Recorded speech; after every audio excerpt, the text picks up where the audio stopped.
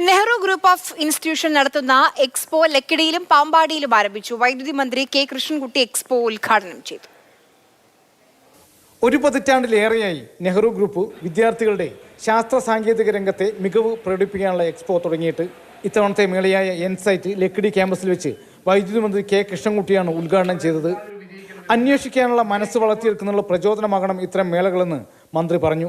സ്ഥാപനം ചെയ്യുന്നത് ജനങ്ങൾക്ക് ഉപകാരപ്രദമാണ്, ജനങ്ങൾക്കത് കണ്ടുപിടിക്കാനുള്ള ഒരുപാട് സാഹചര്യം ഉണ്ടായിട്ടുണ്ട്. അതിനെ പ്രത്യേകിച്ച് ഈ സ്ഥാപനത്തിനെ അഭിനന്ദിക്കുകയാണ്. കേരളത്തിൽ നിന്നും തമിഴ്നാട്ടിൽ നിന്നുമുള്ള കോളേജുകളിൽ നിന്നായി 3000-ലേറെ വിദ്യാർത്ഥികൾ 2 ദിവസങ്ങളായി നടക്കുന്ന എക്സ്പോയിൽ പങ്കെടുക്കുന്നുണ്ടെന്ന് Nehru group chairman doctor P Krishnadas പറഞ്ഞു. വളരെ വ്യത്യസ്തമായ രീതിയിലാണ് ഇപ്രാവശ്യത്തെ ഈ സയൻസ് ആൻഡ് ടെക്നോളജിക്കൽ എക്സിബിഷൻ നടക്കുന്നത്. 10,000-ലധികം സ്കൂൾ വിദ്യാർത്ഥികൾ വന്നുകൊണ്ടിരിക്കുകയാണ് ഇന്നും നാളെയായിട്ട്. വലിയ ഗംഭീരമായൊരു പരിപാടിയായി മാറും. ഈ എക്സ്പോ വിദ്യാർത്ഥികൾക്ക് വലിയ അനുഭവവും ആത്മവിശ്വാസവുമാണ് നൽകുന്നതെന്ന് Nehru group CEO doctor P Krishnakumar പറഞ്ഞു. 2 ക്യാമ്പസിലായിട്ടാണ് നടത്തുന്നത്. ഒന്ന് ലക്കിടി ജവഹർലാൽ കോളേജ് ക്യാമ്പസിലും ഒന്ന് പാമ്പാടി നെഹ്റു കോളേജ് ക്യാമ്പസിലും. ഇവിടെ വന്നിട്ട് വിവിധ സ്ഥാപനങ്ങളുടെ സ്റ്റാളുകളുണ്ട്. ഗവൺമെൻറ് സ്റ്റാളുണ്ട്, സെമി ഗവൺമെൻറ് സ്റ്റാളുണ്ട്. എക്സ്പോ വെള്ളിയാഴ്ച സമാപിക്കും. പരിപാടിയിൽ Indian navy vice admiral Praveen C Nair മുഖ്യാതിഥിയായി.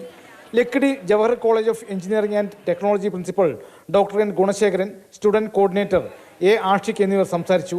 Pampady Nehru college of engineering and research സെന്ററിൽ നടക്കുന്ന സമാപന സമ്മേളനം additional divisional railway manager S Jayakrishnan ഉദ്ഘാടനം ചെയ്യും.